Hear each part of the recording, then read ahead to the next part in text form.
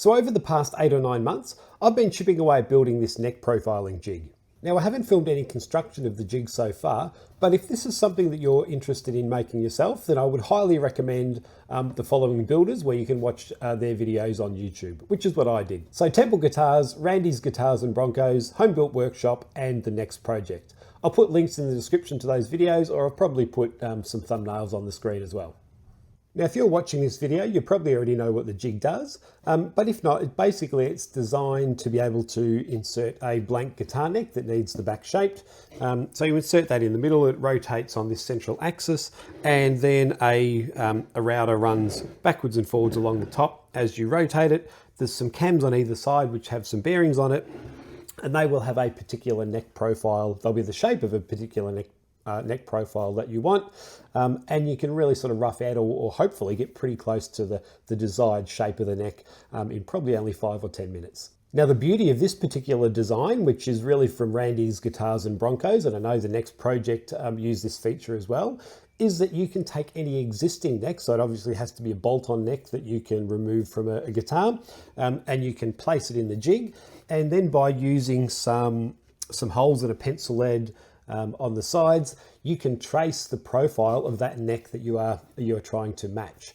So really it takes, well, guesswork out of it. Any neck that you've got that you can remove from a guitar that you like the feel of, you can basically put it into this jig, match the profile of it, and then if you use those particular cams, you're going to get that neck shape every time. And the idea is that you can remove the cams and replace them with other shapes. So basically you can use this jig to make any neck profile that you want of any guitar that you can get your hands on. And that's the stage that I'm up to now. So we'll come in closer in a moment and I'll give you a closer view of the jig and how it works. And I'll go and get a guitar that I want to match the neck shape to, and we'll get going and do it together. So this is the guitar that I've decided to use first to make the first set of cams. It is a 97 Fender Strat. The neck shape it's quite a slim profile on the back. It's probably like a modern sort of C. So I think this will be a good all-round neck shape to start off with. Okay, so the neck has been removed now. I've just removed 2 of the tuners, which you'll find out soon why I've done that one. But let's just measure the thickness at the 1st fret and the 12th fret to get an idea of the profile that we're aiming for. So let's have a look. There we are. So 21 mil at the 1st fret and the 12th fret. It's at 21.65. So reasonably thin all the way along, and it's certainly a neck shape that I'm quite comfortable with playing over the years. So this is going to make an excellent first set of cams for my neck profiling jig. A quick overview of the construction. So there's 3 parts. There's the main sort of body and sides. There's this base that it's sitting on. You normally wouldn't need that, but basically when I assembled this and put it together, the 2 side parts were kind of splaying out in the middle. So it's basically sitting on this base with some blocks of wood along the side, just to keep both of those sides completely parallel. We then have the central part. There are some bungee cords on the side. I've got a range of lengths and thicknesses. I've just got to work out what is the best for the tension that will be needed, but we'll see more of that later. And then there's a central part here, which rotates on the central axis. These are the cams on the side. So that square one is what I'll be shaping to match this Fender neck. And you can see there just some little stops and blocks to attach and tighten the neck in place have just been designed and 3D printed. As you can see along here, I've got a center line marked all the way along, as well as on the 3D printed block. Now I'm going to put a bit of material down just to protect the frets of the guitar. Now when I do shape the back of a guitar neck anyway, I've always got frets in at that stage, because obviously when I have it measured with frets here, the height is going to be obviously a little bit higher. So that needs to be the same for when I'm carving a neck. So I've marked a center line on the back of the Strat neck, just using the width of the guitar here, or the width of the neck. And then I've used the skunk stripe up the other end. I'll show you the other end at the moment. So basically under the 3D block, there's a little gap for the fretboard. So we've got the edge of we've got the fretboard overhang, so that will fit under the block there. So I can get it up flush. And then basically we can make sure it's in the middle, and these are going to adjust in and out. I can move those in and out, and when I've got it in the center, we can tighten those to keep it in place. Now before I tighten it all down, I've just moved up to the other end of the neck. So you can see here, I've used the skunk stripe to mark a centerline there, which I've transferred over to this part. Now we obviously want the neck flat, so I have checked this neck and with a straight edge, and it is perfectly straight, which is the first thing that we want, but we also want it sitting straight in the jig. So what I've done is I've got another piece of felt here which will sit underneath, or actually it'll sit on the top, but we basically want to fill this gap underneath. So when I tighten the headstock end down, there's a few threaded inserts underneath that it will attach to. We basically want this this gap there to be full, so we're not introducing a bow in the neck. And the beauty of 3D printing is that I have designed and printed a range of these of different thicknesses, so 10, 11.5 and 1 mil at the moment, which I can use underneath just to stack up and fill the gap. And obviously if I am putting a neck in there that has a different gap to fill as a spacer, it's super easy to print a different one of a different width. So I think that's all we need to know at the moment. So I will go ahead and attach this neck to the jig. So everything is aligned, so I can tighten it all up now. But the sides of this sort of carriage in the middle, it is tapered for the width of a guitar neck. So basically I can also use feel to make sure it's aligned in the center. But it's just another sort of way to making sure that everything is right. So let's tighten this end up. Okay, so that's straight.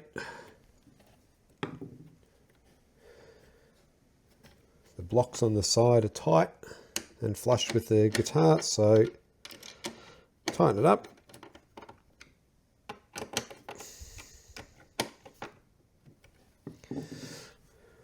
Okay, so a couple of spaces and then the material as well to protect the headstock. And then I've got a couple of these bolts just with the same material on it to protect the guitar, and I can run these through the holes. I did actually have to take all of the tuners off, as you can see, as well as the string trees. I think I was just being hopeful that I wouldn't need to. And making sure that's all straight. So I've got the center line marked here. I've also got the center line underneath, so I can line that up through the hole, and the center line here on the block that everything sort of aligns to. So that center line on the block and running underneath is the center of the axis that it is going to rotate on. So let's align all that up and tighten it down. And I don't want to over tighten it, remembering that this material will compress a little bit, but I basically want the whole neck in the jig aligned perfectly straight without introducing any bows to it.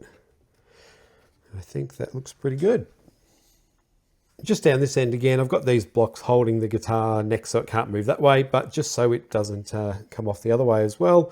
I haven't 3D printed this one yet. This is just one of my trial and error blocks of wood. So basically, once again, in the threaded inserts, we can put that in and it will hold it in place. And I just had that little cutout so I can see the center line through the neck and there as well, just to make sure. I basically didn't want to add things on top where the center line sort of disappears.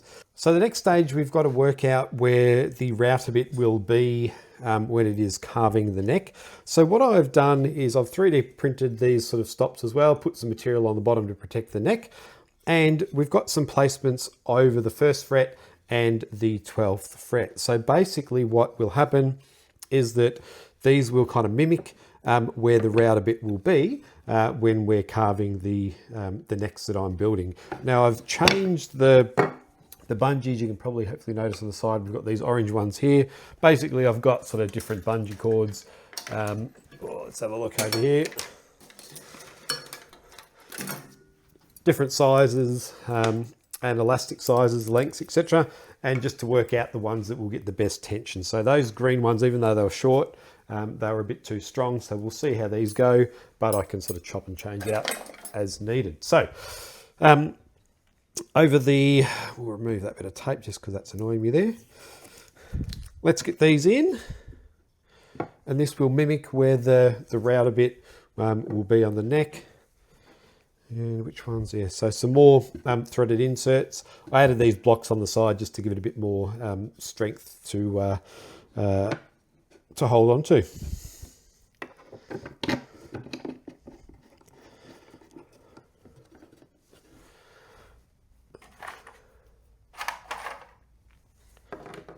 And these should hold the neck in the exact place where the router bit is going to be.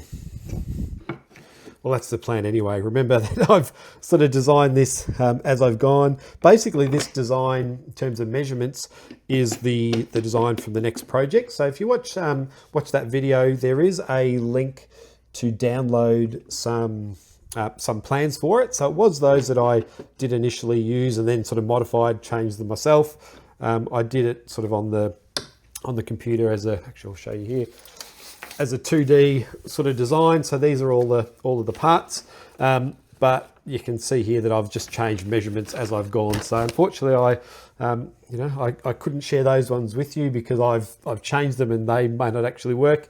Basically, as I've added new parts, you make some adjustments so it all works. But go to the next project video. As I said, the link's in the description, and I'm pretty sure this was probably a year ago that I downloaded his version of his plans. So yeah, that's a good starting point to make your own. We'll just zoom in close first so you can hopefully see there that it is sitting on the neck there at the 1st fret and also at the 12th fret as well, which will just follow the profile of the neck.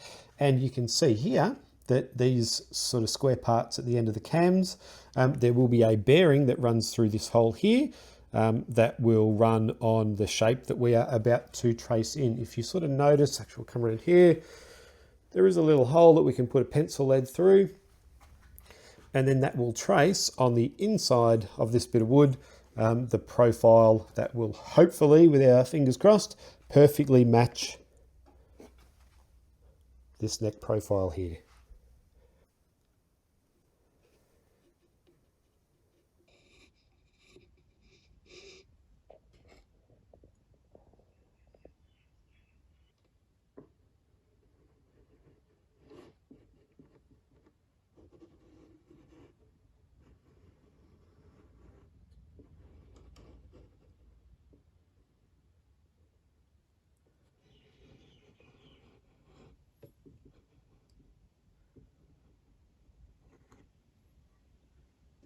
So time to pull it all apart now, and fingers crossed we've got 2 sets of really crisp, clear lines that I can now shape to make the cams.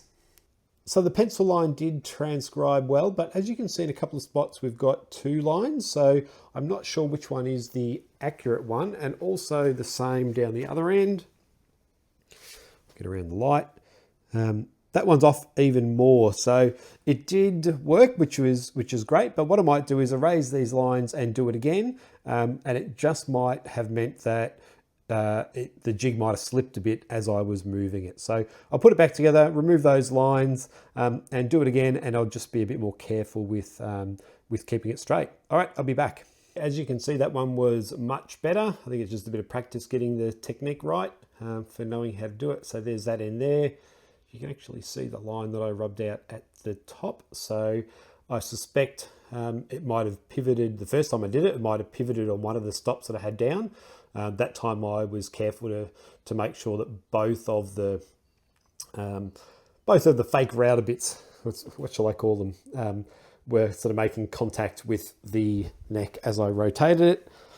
Go around the other side, and we can see there much better as well.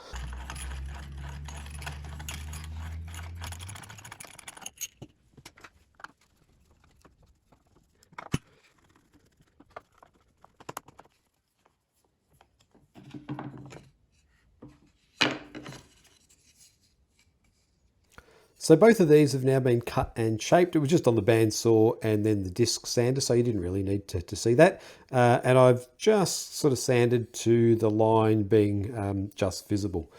So that is done on both. And you've noticed I've cut these slits across it. And the idea is that down the track, I'm actually wanting to 3D print different cams. So let's come down the end and I'll show you why we've got these slits in them. So at the moment, I've just got the threaded insert that goes in the end for the axis basically. But the way it's sort of at the moment is that if you sort of use this knob on the end to turn the whole contraption, it could unscrew. So my plan is, once it's all working, is to super glue this in. So that'll eventually be super glued in all of the way. And then when I have these cams on the end, I can just sort of sit them over like that, screw them in there, and it will be good. Otherwise, if that wasn't cut in, I'd have to take this off every time to put a new cam on. But I won't be gluing that in till I know that it is all working and I don't have to make any further modifications to it. So let's get these cams on both ends, put it back together, and I think we are getting pretty close to testing it out on the first guitar neck blank.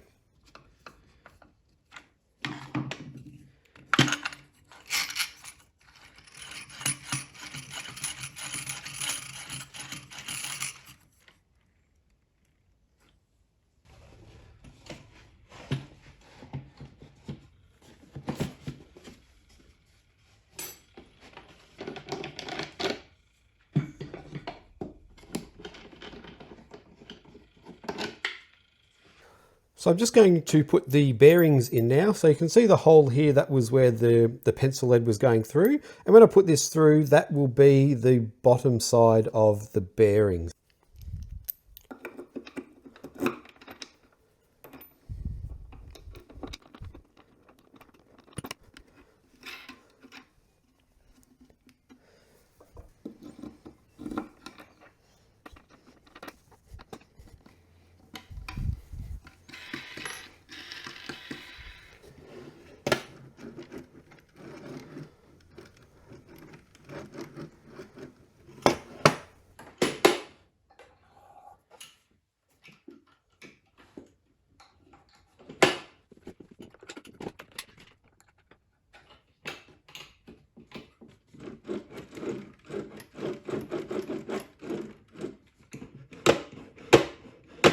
So this is the neck that I'm going to use for the test run. It's basically it's a neck that I've got for another guitar project, which is going to be a test guitar, a guitar where I can change out different sort of pickups and switches and configurations. So it's basically just a bit of blackwood that I had lying around with a plain maple fretboard. So if all goes wrong and it destroys the neck, then I haven't sort of lost too much.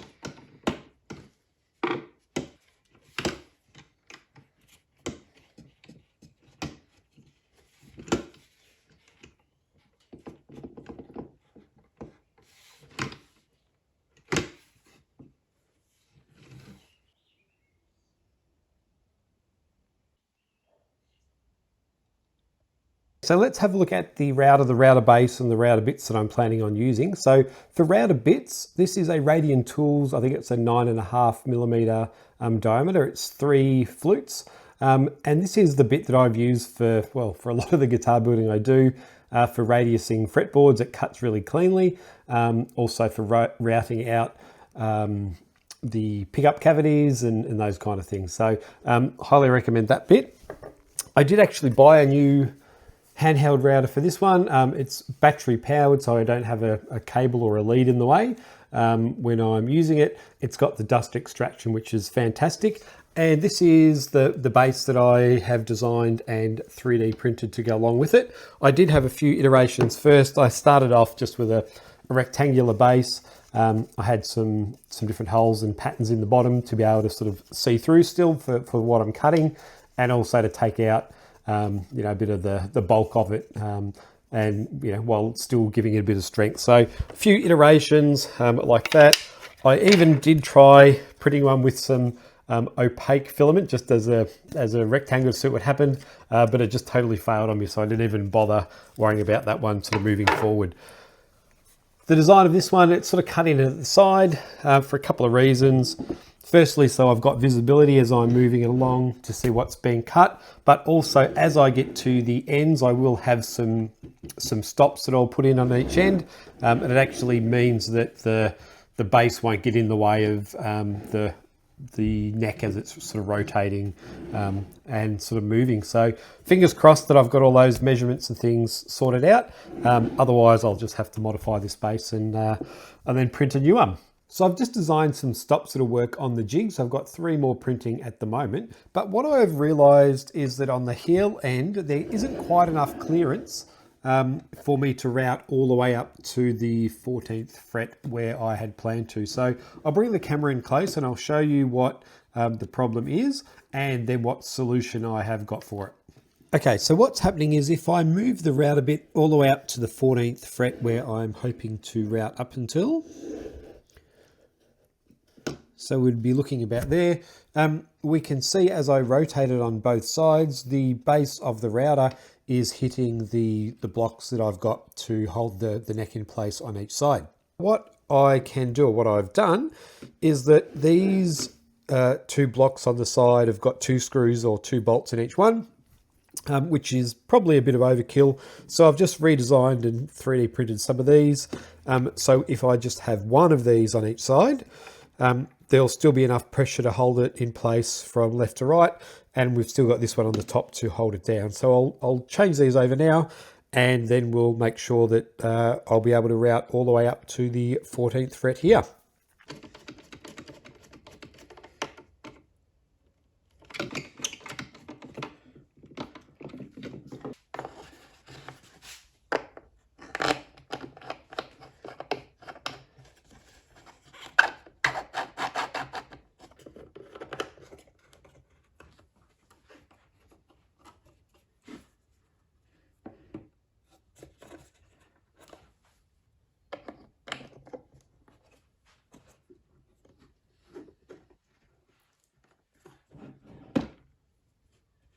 All right, I think I'm finally ready to go after all this time. So what I'll do, I'll connect the dust extractor up and give it a go. So I'll set a timer, see how long it takes me. I won't be rushing, and I'll also be doing it in small increments. So I'm not going to go the full depth first up, just to avoid any unnecessary tear out.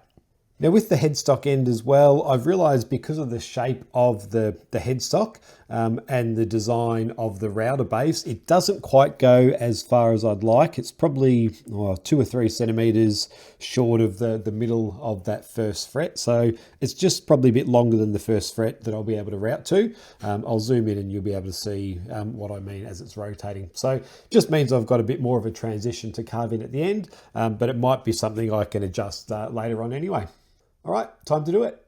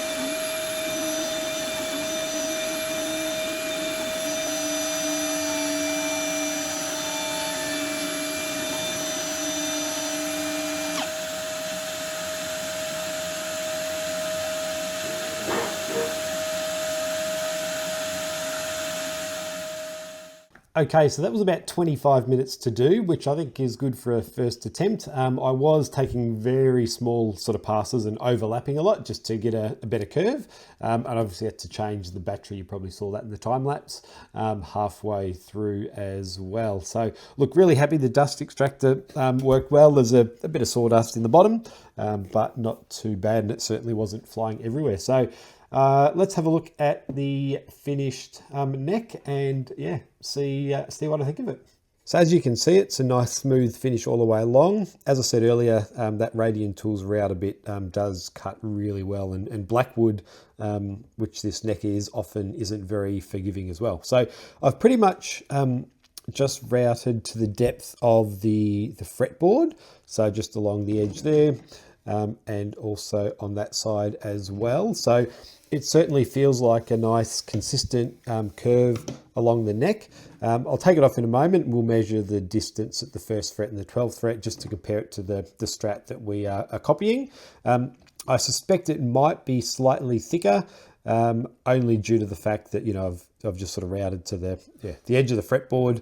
I may need to go a little bit deeper just to get the exact thickness, but since the fender neck was quite thin anyway, if this is marginally thicker, I'm not too fussed. And obviously there's a bit of sanding to go as well, so that will change the thickness a bit. So we can also notice just at the end, remember when we moved these sort of stops, that I thought this might have been in the way. It was just in the way. We can see there it didn't quite get all the way around the curve, but that'll be easy just to take a bit of material off there and shorten that a bit, so I can sort of get closer. So certainly I've gone right up to, it's at the 14th fret, and then I can transition it into that curve there. Up this end we've got, so that's the mark of the 1st fret. I was hoping to get this far, about halfway between the 1st fret and the nut. Didn't quite reach it just because of this bit here hit the router jig, but really that's not a lot to remove and carve manually, and I could always modify the router base a little bit to see if I can get a bit closer. So overall, really happy. We'll take the neck off now, do some measurements, see how close we got.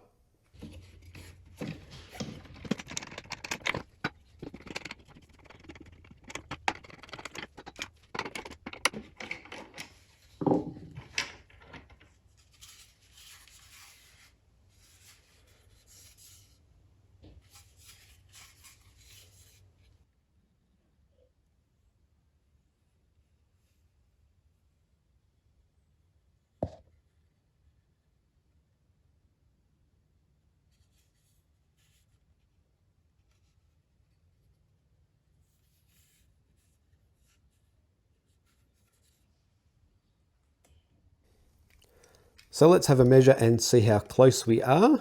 So the 1st fret, if we can see that. What's that, 20.96, so just under 21. And the 12th fret. There we are. 21.82. So there we go. And certainly feeling the profile of the neck, that feels amazing. I mean, it's got sharp edges still and a few little bits to clean up with sandpaper, but that won't take too long. Certainly rounding over the fretboard. Fine sanding is going to be an amazing neck. So very, very pleased with that as the first test neck from this jig. Now this is probably going to be difficult for me to show, but basically the feel of this, the neck, the particular curve that we've got, if I grab the Strat that we've modelled it off, certainly they both feel like quite a low profile.